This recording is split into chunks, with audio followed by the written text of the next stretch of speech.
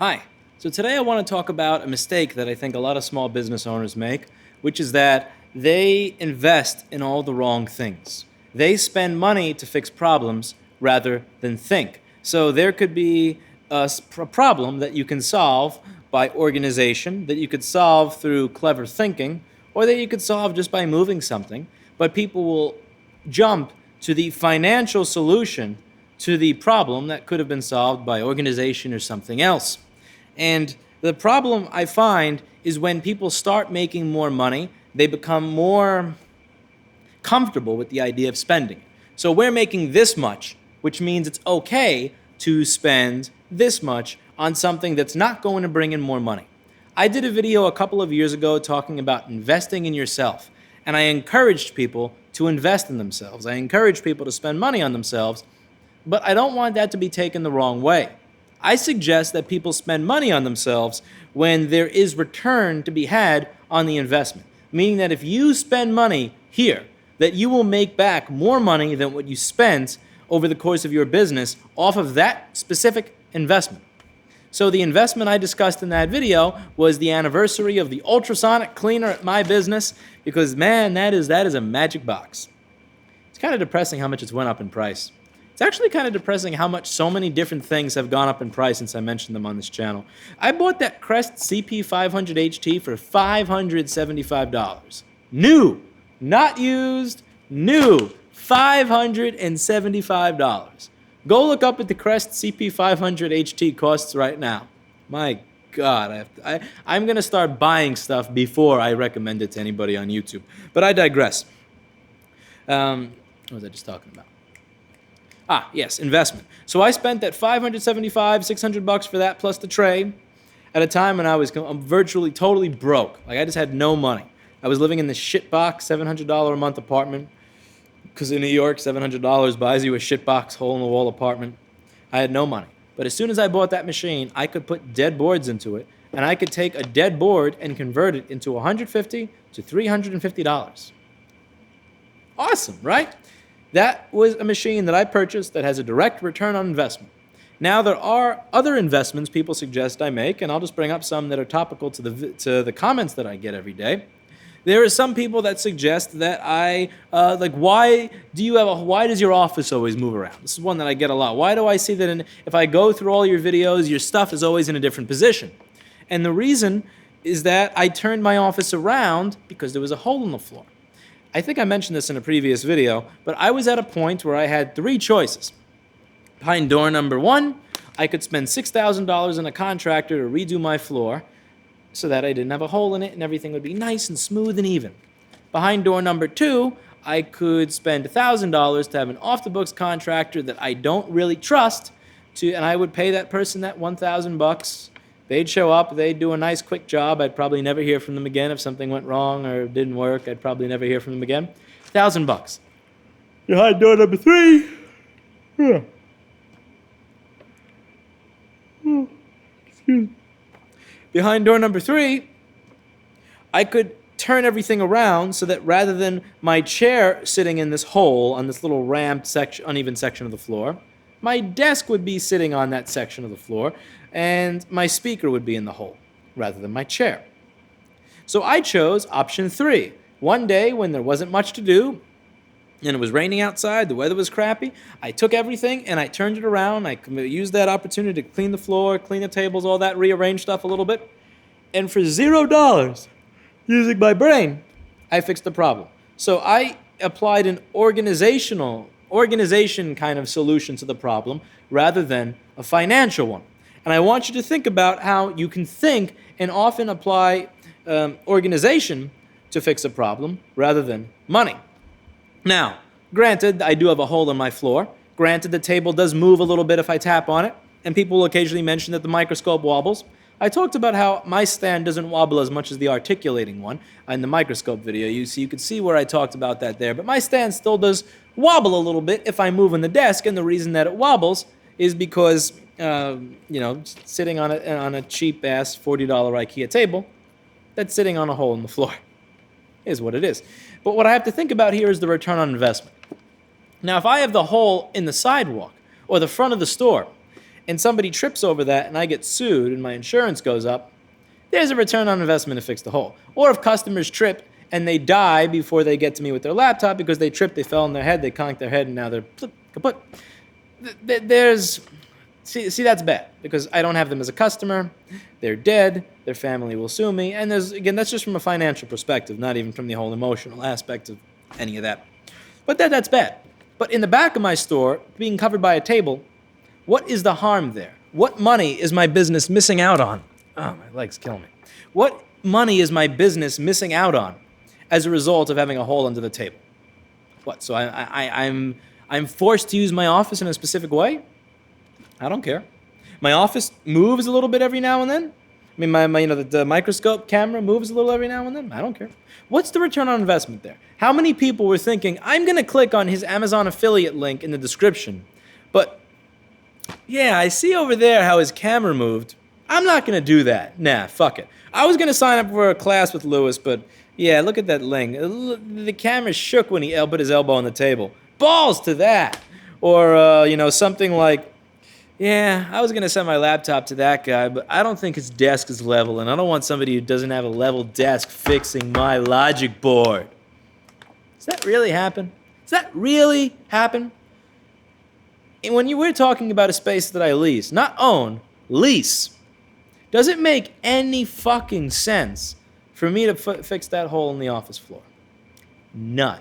Because when the mid-2020s come around and my lease is over, my landlord is going to do what every other New York City landlord does when the lease is over. He's going to walk over to me and say, you've been a great tenant, and because you've been a great tenant, we are going to offer you this lease at the low, low price of 400% what you were paying before. And I'm going to say, thank you for the 10 years of being here. Bye. And move my business elsewhere. That's the way it is. So there's no return on investment there. Another thing is I remember going to this business a couple of years ago and they were showing me how they shipped everything. They were showing me the computers they used for social media, this, that, and the other. They had these $2,000 to $3,000 iMacs on every desk. Like, not the cheap shit. I mean, like, they had discrete graphics cards in the iMac used as a fucking shipping workstation. Shipping workstation is a top-of-the-line iMac, 27-inch screen, discrete graphics, everything. For shipping. Do you know what computer I use for shipping? I use a Lenovo Core Duo. Not a Core 2 Duo, a Core Duo. Do you know why? Because most shipping software, I would say 99% of the shipping software that you will ever find, will run as well on the top-of-the-line MacBook Pro Retina as it does on a Dell Inspiron 8200 with a 1.4 gigahertz Pentium 4 from 2002. You don't need a good machine to run shipping software. That is not the bottleneck. If people are not working fast enough, maybe your system sucks. Maybe you're not printing on the label where the part is so that they can get it. Maybe they're guessing. Maybe the bubble wrap is not put in the right place. Maybe the boxes and packaging that you're suggesting that the employee use are not fit to the product. I assure you, it is not the shipping workstation that is keeping them behind.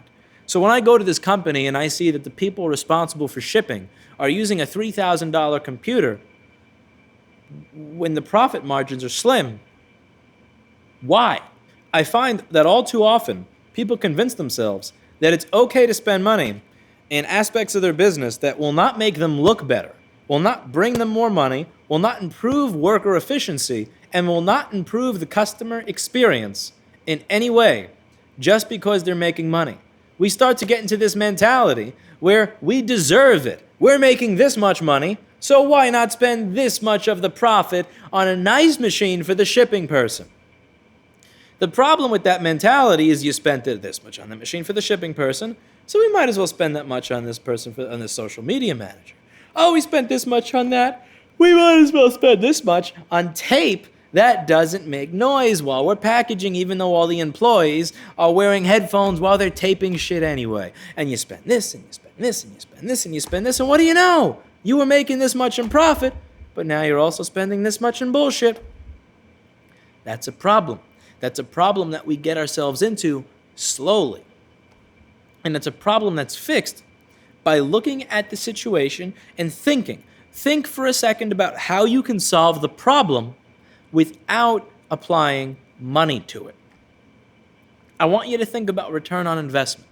I'm a big proponent of investing in yourself and investing in your business. I have a $650 microphone that I use for the videos I do at work because I genuinely believe that a lot of the videos that are out here on doing tech stuff or doing like these how-to videos on electronics repair, the audio sucks. I can never make out what they're saying. Half the time there isn't even any real audio. There's just a crappy pirated techno song playing in the background. I can't hear what they're saying. I have a loud environment. I have a fume extractor, an air conditioner, an air filter, a hot air Workstation, a lot of stuff that makes noise.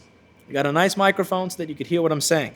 But then when it comes to things that don't make sense, areas where I don't invest money, my apartment, the computer that I'm using here to do the videos, I kid you not, I shit you not, this was actually a computer that I used to use as an NVR that I stopped using about a year ago because it froze all the time. I haven't even put in the time to fix it. It freezes in Windows 8, it freezes in Windows 10, it freezes in Linux, it freezes if I change the RAM, the CPU, the motherboard. I probably should change the power supply at this point. It freezes with the CPU. It's constantly freezing.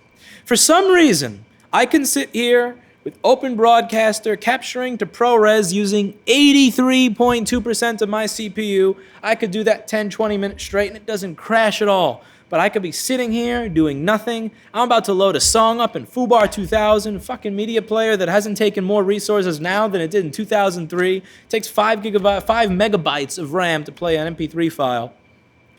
It freezes. It just kills the computer. It crashes sometimes in the middle of editing video, and I don't care.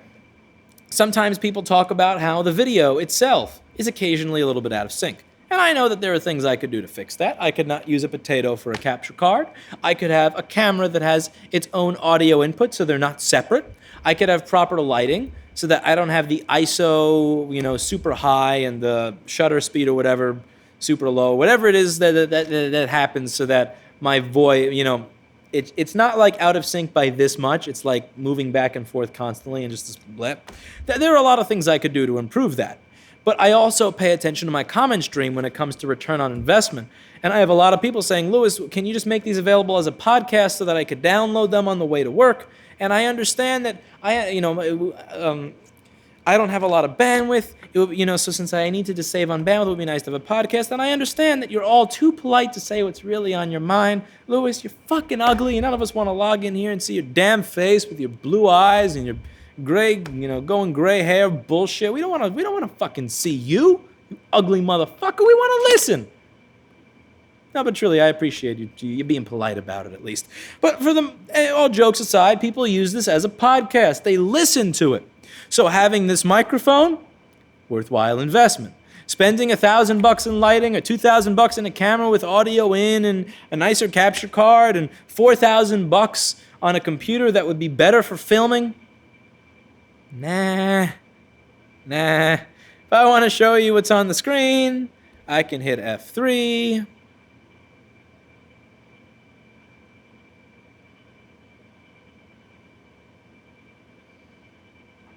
If I want to go back to the camera, I hit F1. It works. It does what I want it to do. Would the video quality be better with better lighting, with better camera, with better capture hardware? Would the computer be better for video editing if I bought some $4,000 ThinkStation rather than use the broken NVR that I stopped using a year ago that's like 4 years old computer? Yes. Would it bring more money?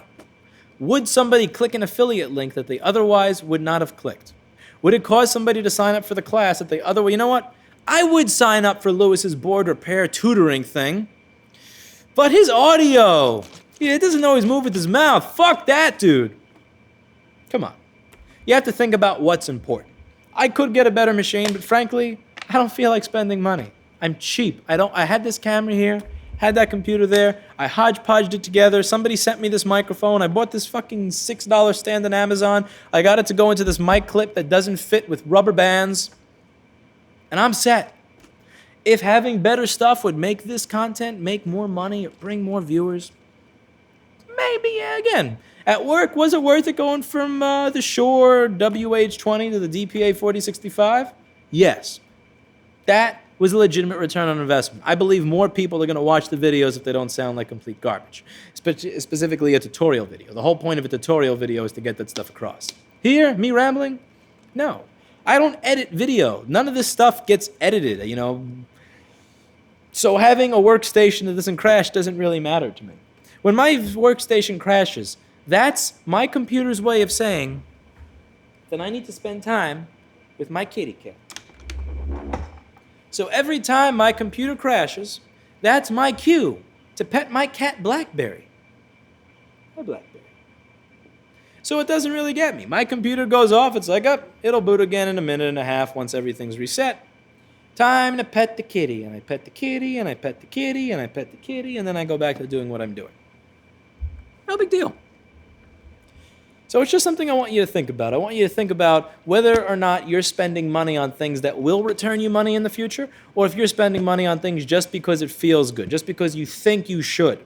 You can be a professional, licensed business that has people sending you stuff from all around the world that hundreds of thousands of people know about, and you could have a hole in the floor. You could have a YouTube channel with almost 200,000 subscribers, encoding, capturing every single one of your videos, with a potato mic stand and a computer that doesn't even work. I want you to think about whether or not how you're spending your money will actually return you more. Can you fix the problems that exist in your business without spending more money? Before you spend a bunch of money on some crazy cool shipping software that integrates everything, that wants to take a percentage of your monthly earnings, could you simply just have a separate field that says slot A4 and have that print out on the label using your existing software and your existing e-commerce platform? Could you implement that into the SKU of your e-commerce platform rather than change to an e-commerce platform that allows custom fields to be in your shipping software? So rather than change over to some field that shows different fields in your shipping software, you could just use your WordPress, your crappy, cheap WordPress site, and have the SKU say the slot number in the beginning of it, so the employee doesn't have to go nuts figuring out the difference between an LP133WX1 and an LP133WX3. All they have to do is go, oh, that's in slot A4. I want you to think about this. Can you solve problems through thinking rather than through spending money? Here's the thing. When you solve problems through thinking rather than spending money, it means you have money in the bank. Now, there is value to having money in the bank. When I was contacted by Kilpatrick, Townsend, and whatever, a lot of people said, you should get a GoFundMe going, you should get a GoFundMe, you should get a Kickstarter, you should get this, that, or the other. And there are several reasons that I didn't do that. Primary reason is that I have money in the bank if I do need to pay an attorney. And the money is there because I didn't spend $6,000 fixing my floor. I can buy a lot of hours with my attorney with the money that I did not spend fixing the floor. I can buy a lot of hours with my attorney with the $4,000 I didn't spend on some super poofy video capture editing computer that I don't need. I could, my receptionist is using an $80 computer to ship all of our orders. I say, that's a couple of hours with the attorney right there. I'm comfortable in that because over the years I've always looked at how I spend money, and I've looked to spend money on things that will return me, will give me some return on my investment. It makes sense to spend money when it's actually going to get you something back. I'm okay with paying my attorney to go back and forth with Fruity Inc., and we actually did send a letter a few weeks ago. I'm still waiting for a reply on that. But I'm okay with spending that money because it's in the bank. It's in the bank because I didn't waste it on things that didn't matter. I don't know why they haven't replied, actually. I'm guessing it's either they're very nice people, and they're like, oh, we're sorry for bothering you. Keep doing educational videos. B, they got my letter about, well, again, if they want the stuff to go away, then this is what they have to do to make that happen, and they're working towards doing that on 700 videos to make that happen. Or C, they're still getting owned by this PR nightmare of them giving away the Kick-Ass Torrance guy's information to the law enforcement when he bought music. That's an interesting story, by the way. I don't mean this as an insult, but remember that video, like, if you're going to be the bitch, be the whole bitch? I mean, no disrespect towards the dude who ran the torrent site. It's just, Like, you couldn't buy a t-shirt from that artist. You had to go to iTunes from your public IP. You had to go to iTunes using your home IP address to buy music. You could, again, you couldn't, but you couldn't buy a fucking t-shirt for the band, right? You couldn't buy, like, you couldn't donate to their Kickstarter. No, you had to legally buy their music. The owner or the perpetrator of the biggest site for online piracy buys an iTunes song and gets caught. That's a great example of why you should be the whole bitch, not the half bitch. Don't run kick-ass torrents. Don't run kick-ass torrents and then buy your music on iTunes. You know, again, like, you know, send Bitcoin to the artist and then pirate their music or whatever. But anyway, that's a topic for another day. But like, maybe they're getting owned on that. I don't know why they haven't replied to any of what I've sent yet. Another thing is, I kind of like when you pay for your own attorney, they're looking after your best interests. I've had instances in the past where somebody else is paying for my attorney. It's something that it's something that actually happened a lot in the record business. I'm not sure if how many of you followed 1990s hip hop. One of the biggest shams in 1990s hip hop was they would sign a new artist to a record label, and then they would have a lawyer look over the contract, because the guy would say, "Okay, I'm going to get a lawyer to look over it," and the record label executive would go, "Oh, we understand. You know what? Well, let's get you a lawyer. We're going to get you a good lawyer." And they'd walk down the hall of the record label and go, "Yeah, man, you're a lawyer." "Oh yes, I'm a lawyer." "Oh yeah. Can you look over his contract?" And be like, "Sure, I'll look over his contract." And the lawyer looking over the contract for the artist is a lawyer that's employed by the fucking record label. And there is so much fuck shit in 1990s hip hop that happened as a result of that.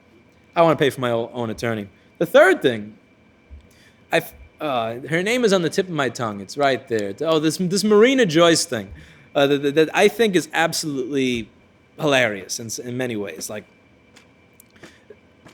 where do I start? Like, I don't use Twitter much. I've only been using it, small bit in the past 2 weeks, but I don't log in very often.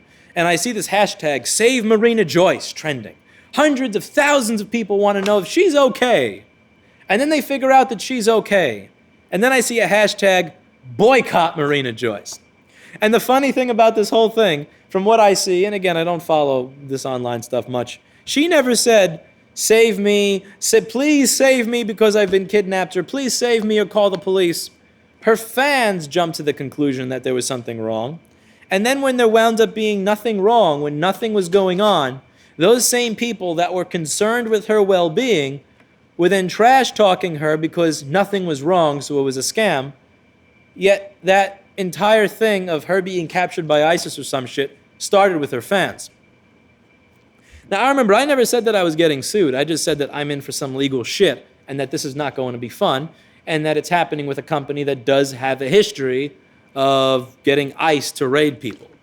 There is a documented history of that shit, and I had reason to be. I had legitimate reason to be concerned about it, considering that one of my friends that has 5 stores has had one of his stores raided by ICE over this, ridiculous bullshit.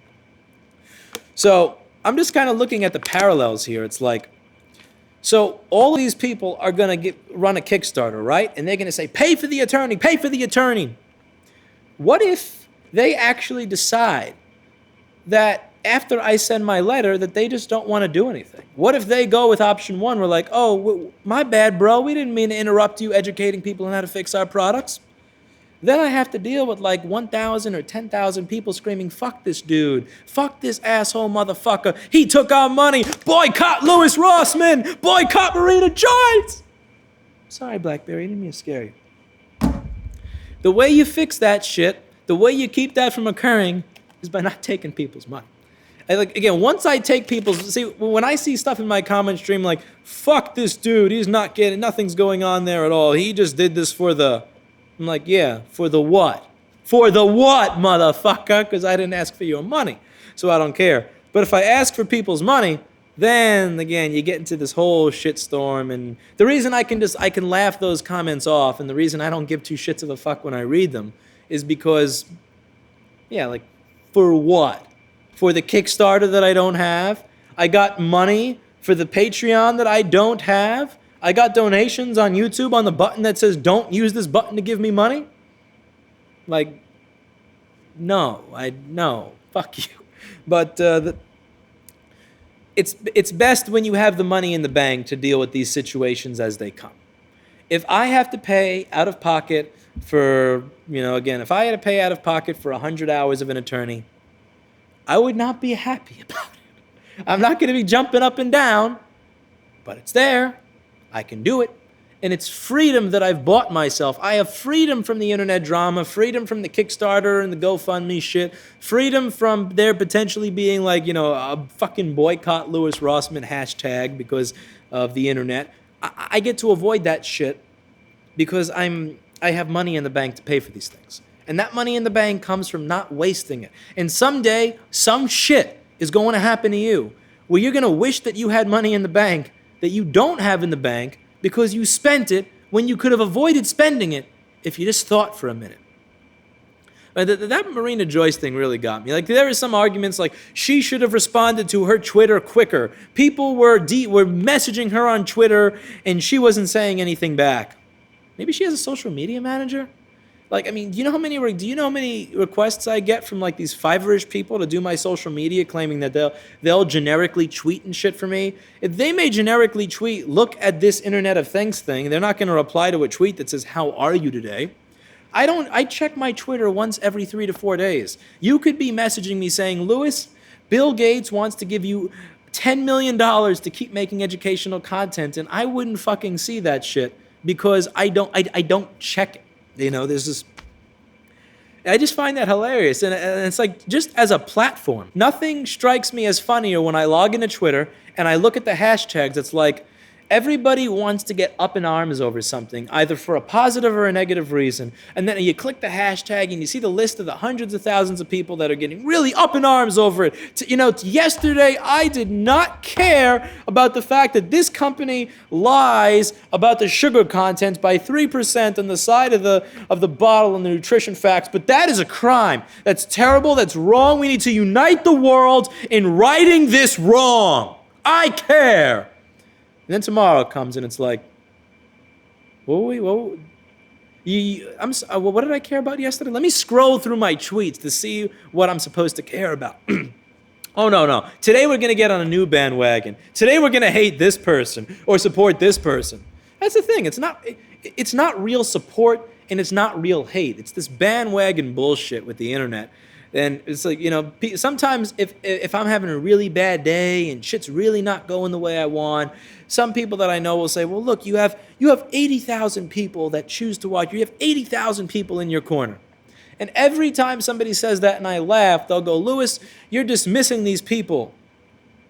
It's not really about dismissing those people. It's literally just me logging into Twitter and seeing hashtag save Marina Joyce. Literally, the next time I log into Twitter, hashtag boycott Marina Joyce. And this whole shit is based on crap from the fucking community. Like, the community made up this ISIS rumor bullshit, then the community made up that she perpetrated it for publicity. It was all created from the community. It's just like the community can turn on you like that. Like, the people that I know, the people that I get along with, the people that I've worked with over the past 8 or 10 years of my life, my friend that I get lunch with every now and then has a studio on 30th Street. He doesn't like me because he saw save Marina Joyce hashtag today. He's not supporting me because of that. And he's not going to hate me 3 days later because there's a boycott Marina Joyce hashtag on a website. It's one of those things, like and it's one of those things where it's just like, why I don't know. It's one of those things with internet media. It's just why when people email me saying, we want to, come see you, or we want to meet you, this, that, or the other, where I just don't get excited about it. Like, a few months back, I got a couple of emails when I mentioned in one of these videos that I'm starting to learn PHP and trying to teach myself C. Like, Louis, we really appreciate all you've done. Thank you very much. If you have any question, no matter how small, we'll be happy to answer your question for you because you've helped us. And I'll reply to the email saying, my questions are pretty stupid. I appreciate your offer, but I'm probably not going to ask. And they'll go, no, ask. And then I'll ask, and they'll go, oh, I don't know why you're asking that. You could have simply read the manual. If you read the manual, you would see that this is how this function worked. I don't know why you're even asking. And it's like, well, I'm asking because you said that I should ask. Well, yeah, I didn't think the question was going to be that silly. I mean, you should just read the manual. It's like, yeah, that's why I said I wasn't going to ask you. But then you demanded that I ask you. Oh, well, Lewis, you're a douchebag. Well, you're actually the one that's insulting me. You're the one insulting me. And I never even wanted your help. So if I don't respond to your emails when it comes to like, Lewis, can I visit you? Lewis, this, that, or the other one to get lunch with you, that's why. It's because, I have a small circle of people that I know that where I just don't have to worry or deal with all that online bullshit. And I noticed the higher you go in subscribers, the more that bullshit goes up. Like when I had 1,000 subscribers, to be honest with you, I probably would have met and had lunch with every single one of them. At 190,000 subscribers, I would say that 50% of my interaction is that type of interaction where it's like literally, I could have a conversation, I get insulted, I reply with something that's not even an insult, and then I'm a douchebag for replying to it. It's like just, no. I don't know how the fuck I got into that when I was talking about money and not wasting money. But I guess it was about freedom.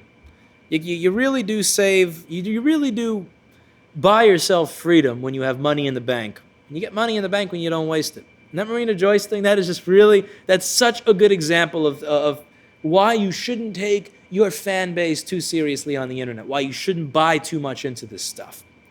I keep saying it over and over again. I know I'm saying it over and over again. Hopefully I've scared away all the people who subscribed for 2-minute videos a long time ago. I log in to Twitter, trending, save Marina Joyce. Days later, I log into Twitter, trending, boycott Marina Joyce. The same people who are saying we need to help this young woman are saying we need to fuck this young. It's like, oh, this is my generation. This is what I'm proud of. This is what we will go down in the history books for. We don't care about anything, but we're really good at pretending we do on the internet. Fuck that. The internet's a funny place. Just don't take any of this shit too seriously. I know that I don't.